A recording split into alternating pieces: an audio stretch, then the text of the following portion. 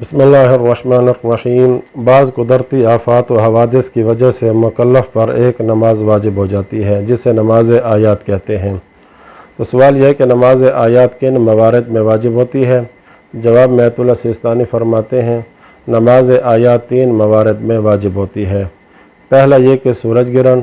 دوسرا چاند گرہن، اگرچہ سورج یا چاند کے کچھ حصے پر ہی گرہن لگا ہو اور کوئی اس سے خوفزدہ بھی نہ ہو۔ تیسرا مقام یہ کہ احتیاط واجب کی بنا پر زلزلے کے سبب نماز آیات واجب ہو جاتی ہے اگرچہ کوئی اس سے خوف زدہ نہ ہو۔ البتہ 3 موارد کے علاوہ بادلوں کی گرج، بجلی کی کڑک، سرخ اور سیاہ آندھی اور انہی جیسی دوسری ایسی آسمانی نشانیوں کے ظاہر ہونے پر جن سے اکثر لوگ خوف زدہ ہو جائیں، اور انہی جیسے دیگر زمینی حوادث جیسے زمین کے دھنس جانے اور یا پہاڑوں کے گرنے پر جن سے اکثر لوگ خوف زدہ ہو جائیں، احتیاط مستحب کی بنا پر نماز آیات ترک نہیں کرنی چاہیے۔ دوسرا سوال یہ ہے اگر ایک ہی وقت میں ایک سے زیادہ حوادث پیش آ جائیں تو کیا ایک ہی نماز آیات کافی ہوگی یا ہر ایک قدرتی آفت کے لیے الگ سے نماز آیات پڑھنی واجب ہوگی؟ جواب میں آیت اللہ سیستانی فرماتے ہیں ضروری ہے کہ ان میں سے ہر ایک کے لیے الگ سے ایک نماز آیات پڑھی جائے۔ مثلا اگر سورج گرہن لگے اور زلزلہ بھی آ جائے تو 2 نماز آیات پڑھنا واجب ہوں گی، لیکن احتیاط مستحب ہے کہ معین کرے کہ سورج گرہن کی نماز آیات پڑھ رہا ہے یا زلزلے کی۔ تیسرا سوال یہ ہے کسی دوسرے علاقے میں زلزلہ یا سورج گرہن لگنے سے کیا ایسے علاقے والوں پر بھی نماز آیات واجب ہو جائے گی جہاں یہ آیات نمودار نہ ہوں؟ جواب میں فرماتے ہیں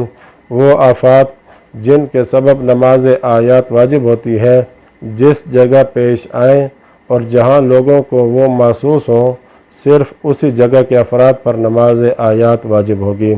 اور دوسری جگہ کے افراد پر کہ جنہیں یہ آفت محسوس نہ ہو نماز آیات واجب نہیں ہے، چاہے وہ جگہ اس آفت والی جگہ سے ملی ہوئی ہوں یا اس کے قرب و جوار میں ہوں۔ چوتھا سوال یہ ہے نماز آیات کی ادائیگی کا شرعی وقت کیا ہے؟ جواب میں آیت اللہ سیستانی فرماتے ہیں نماز آیات کا وقت سورج اور چاند گرہن کے لیے اس وقت شروع ہوتا ہے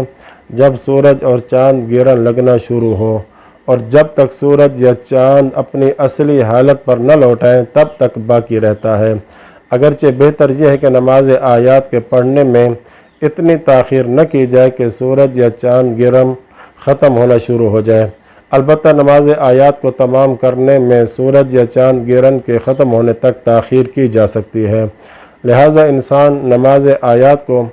اس طرح پڑھ سکتا ہے کہ نماز کا آغاز سورج یا چاند گرہن کے وقت میں ہو اور بقیہ نماز گرہن کے ختم ہونے کے بعد انجام پائے،